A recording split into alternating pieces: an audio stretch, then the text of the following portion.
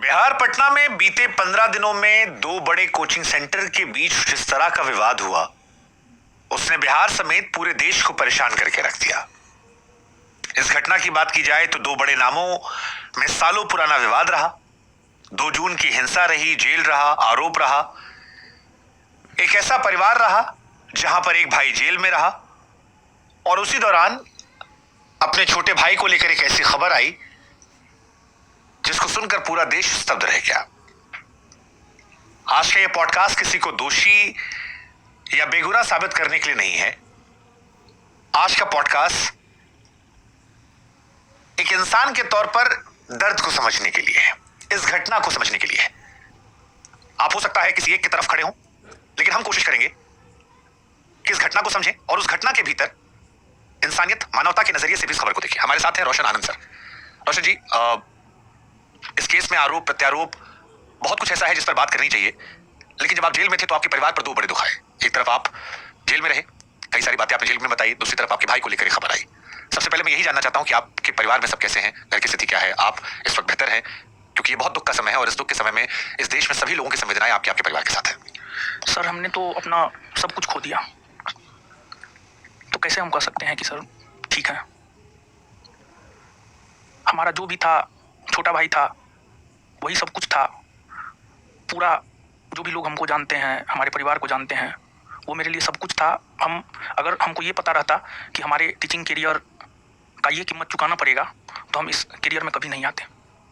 हम तो पूरी तरीक़ा से बर्बाद हो चुके हैं। जब हमें जेल भेजा गया था तो हमने बोला भी था कि ये साजिश है हमें फंसाने की, हमें बर्बाद करने की। हम तो बर्बाद हो ही गए हैं। अब अगला साजिश रचा जाएगा, जो ज्ञान बिंदु कोचिंग सेंटर है, उसको बर्बाद करने का अगला साजिश रचा जाएगा।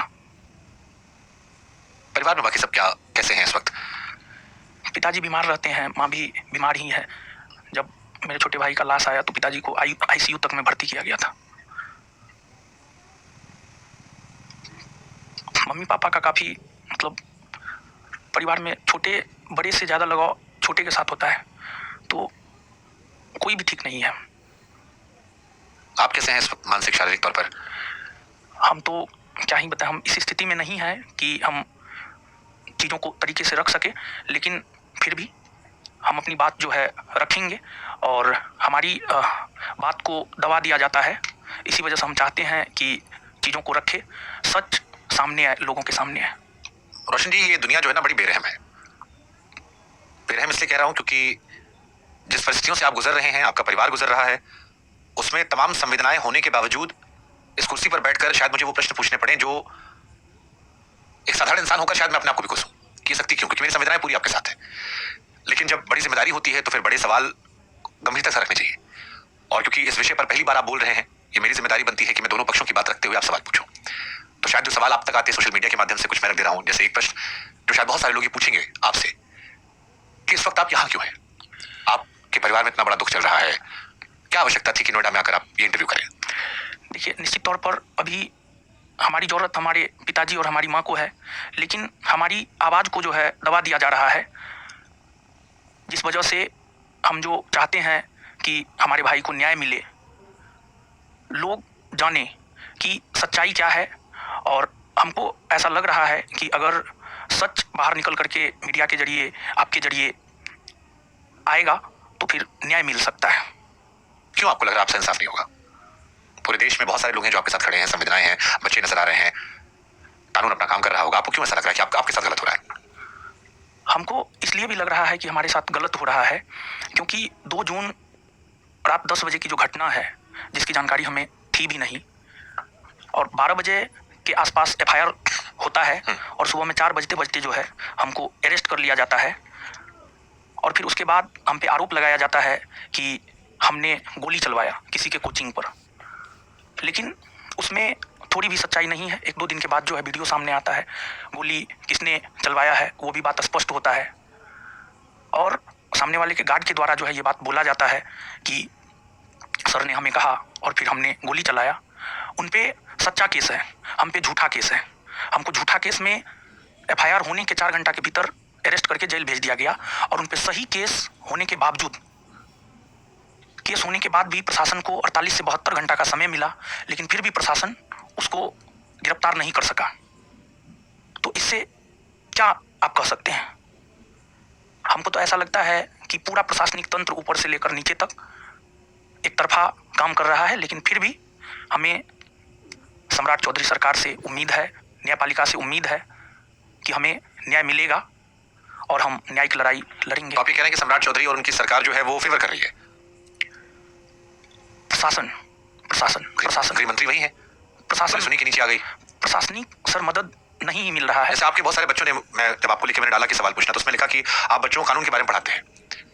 जो आप पढ़ाते थे कानून की किताबों का अपने बच्चों को ज्ञान, निजी जिंदगी में जब कानून का सामना करना पड़ा, आपको लगता है वो देखी कानून है या दोनों में अलग अलग कानून है? पढ़ाने वाला अलग और जमीन पर अमल करने वाला अलग? नहीं, देखिए, जो हम लोग पढ़ते हैं ना, अनुच्छेद 22 कहता है गिरफ्तारी के विरुद्ध संरक्षण। जब पुलिस गिरफ्तार करने के लिए आता है तो 3 प्रकार का अधिकार होता है हमें। पहला अधिकार हमें ये होता है कि हम गिरफ्तारी का कारण जान सकें। हमसे पूछा भी नहीं गया, हम पूछ भी नहीं पाए। प्रशासन इस प्रकार का बिहेव सुबह के 4 बजे आकर के हमारे रूम पे कर रहा था कि हम पूछ भी नहीं पाए कि हमको गिरफ्तार क्यों किया जा रहा है। स्थिति ऐसा बना दिया गया। हमारा कोचिंग कदम कुआं थाना के अंतर्गत आता है, हम जहाँ रहते हैं वो आलमगंज थाना के अंतर्गत आता है। बिना आलमगंज थाना को सूचित किए कदम कुआं थाना ने हमें अरेस्ट किया, जबकि होना ये चाहिए मेरे ख्याल से, जहाँ तक हमारी जानकारी है, आप जिस क्षेत्र से उठा रहे हैं उस थाना को पता होना चाहिए।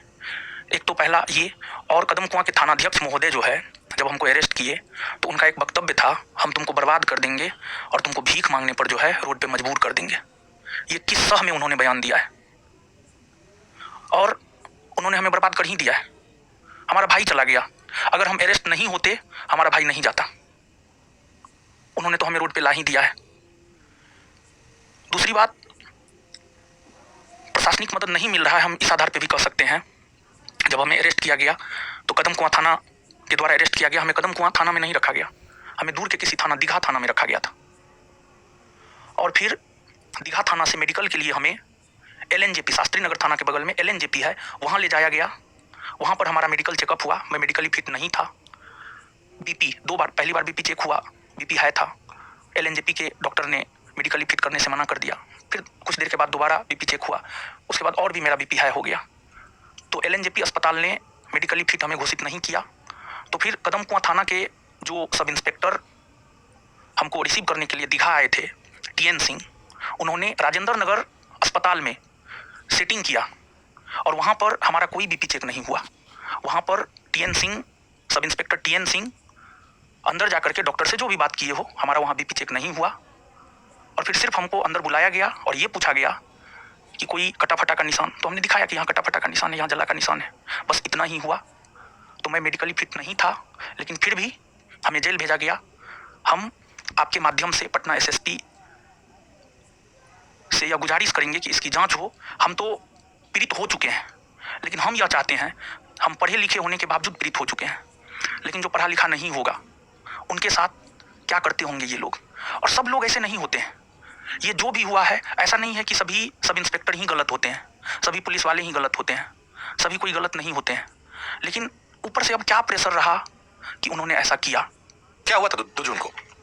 2 जून को देखिए सर, एक तो खान सर के चाहने वाले ये कहते हैं कि लड़ाई जो थी वो जो कोल्ड स्टोरेज का मालिक था उससे आपकी थी, नहीं, जो पेपर हटाने, आपके पोस्टर हटाने की थी।